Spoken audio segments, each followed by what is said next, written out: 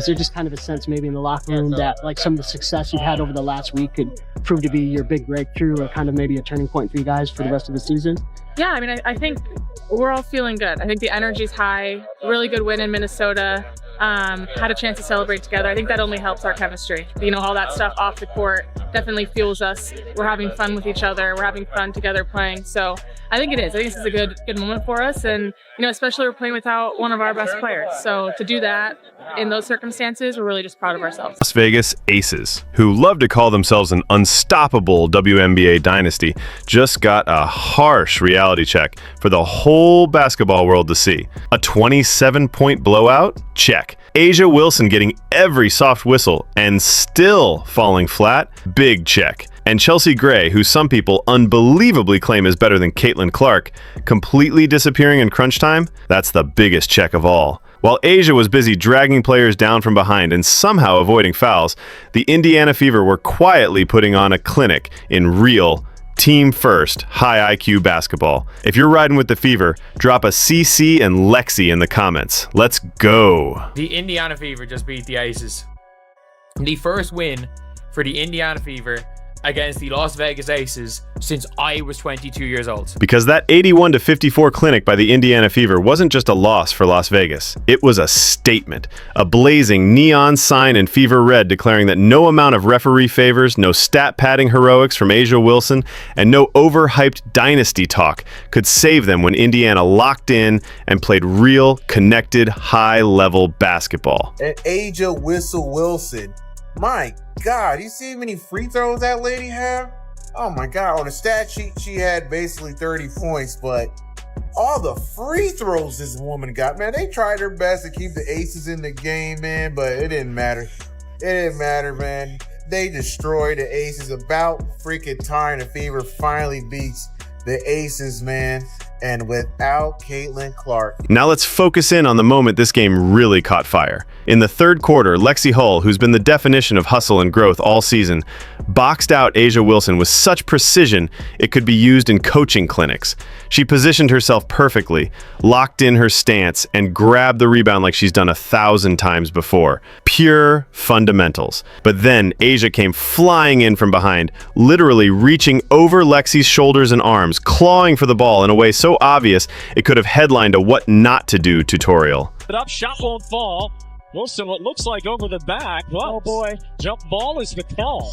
Wow, Stephanie White's upset about that. I thought that was over the back. Wow, watch this. That's a jump ball?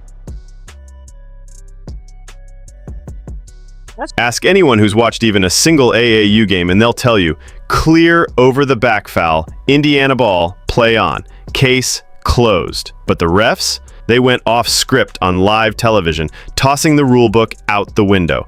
Somehow, in a baffling twist of logic, they called it a jump ball. As if A'ja Wilson had just as much right to that rebound after bulldozing Lexie Hull from behind. But this was a big win for the Fever because the Aces were the only team that they had not won at least one game to last season, meaning the Aces swept the Fever last season. They actually haven't won a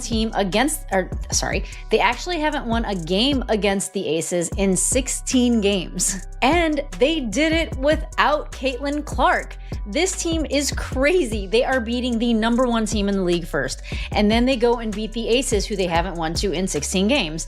And they did it without Caitlin Clark, which is just a testament to how this team is finally developing a rhythm. Even the broadcast crew couldn't hide their disbelief. Their commentary slipped between stunned silence and uneasy laughter as they tried to make sense of what they were seeing. The contact was blatant. The foul was undeniable, yet somehow the officials chose to neutralize it, essentially rewarding the very player who committed the foul. It's a foul, it's a third.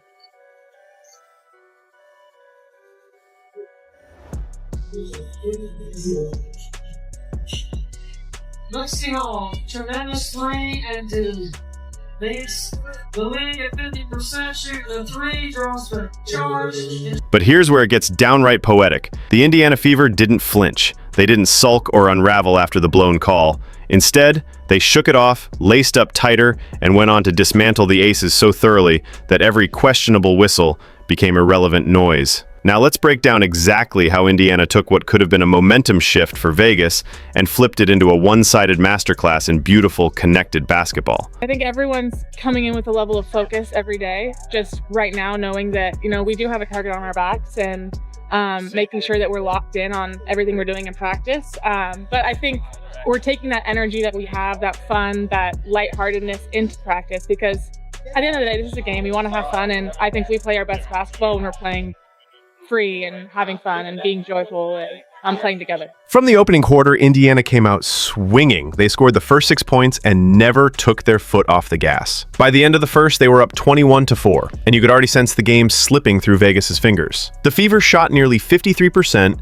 held the Aces to under 29%, and dominated them 16-4 in paint points. It was obvious right then, this wasn't going to be a celebration night for the Aces. Indiana has not beaten Las Vegas since the 2019 season.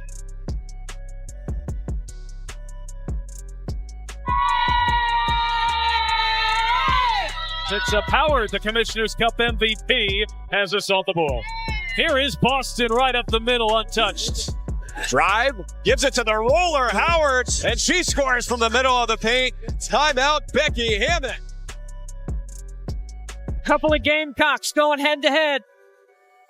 I mean, there's some physicality right there. We're really disciplined to the details, and we're playing with a high effort. But it was in the second quarter that the Fever went straight for the kill. They outscored Vegas 25-10.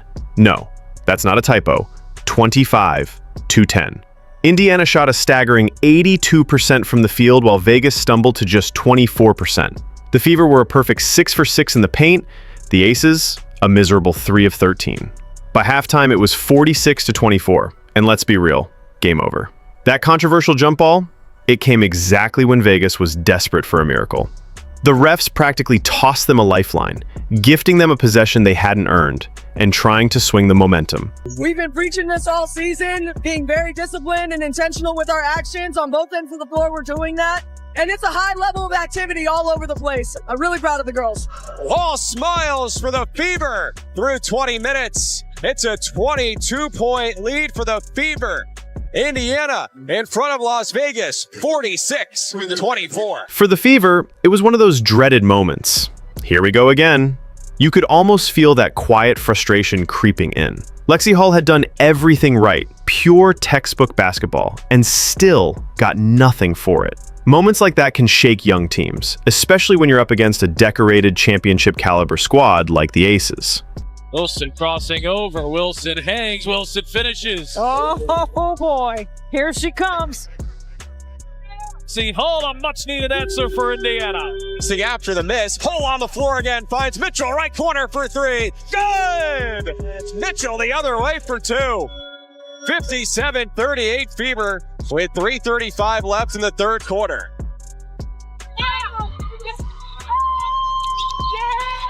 Becky Hammond's had enough. For Vegas, that gift from the refs was like a desperate gasp of oxygen. Trailing big and grasping for any kind of momentum, they were suddenly handed a 50-50 ball that clearly wasn't. And for a brief moment, it looked like, just maybe, the officiating might start tipping the scales to prop up the defending champs.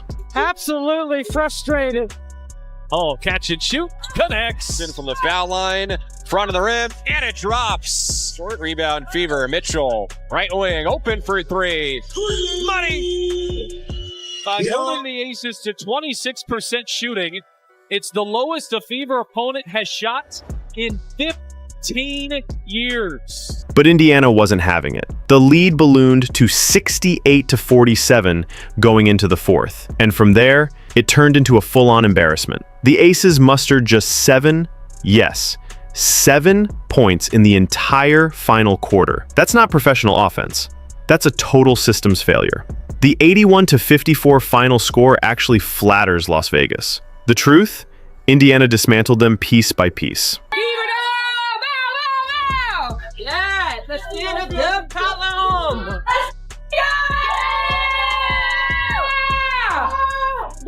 Great job. We held them to 26% from the floor. Nice. We've got to pause for a moment to talk about A'ja Wilson's so-called big game. Sure, she put up 29 points on 9 of 18 shooting and got to the line 13 times, hitting 11 of them. On paper, that screams superstar performance. Until you realize she had nearly as many free throws as the entire Indiana team combined. The whistles were so generous, they might as well have come gift-wrapped. And yet, even with all that help from the refs, the so-called best player in the world still walked off the court 27 points in the hole. A'ja Wilson, she got a favorable whistle in the second half, but it is what it is. Superstars get the whistle. Unless your name is, 29 points for A'ja Wilson, 3 boards, 3 personal fouls, 3 turnovers, 9 for 18 from the field, 11 for 13 from the free throw line. Look at the rest of her team. 2 points, 2 points, 2 points, 6 points, 0 points, 4 points, 2 points, 3 points. Dana Evans, 1 for 10, Dana Evans. Oh my goodness. Just pause and let that sink in. The league's crown jewel put up a flashy stat line, and it meant absolutely nothing because the rest of the aces were completely out of sorts.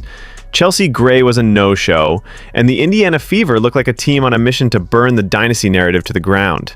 Through it all, Caitlin Clark, Lexie Hull, and the Fever weren't just running plays, they were rewriting the league's power structure live on national TV. Lexie Hull didn't let that blown call define her night. She doubled down, attacked the boards of fury, and made A'ja earn every inch. Meanwhile, Caitlin Clark, the ultimate floor general, spread the court, orchestrated the offense, and launched fast breaks that left the aces scrambling.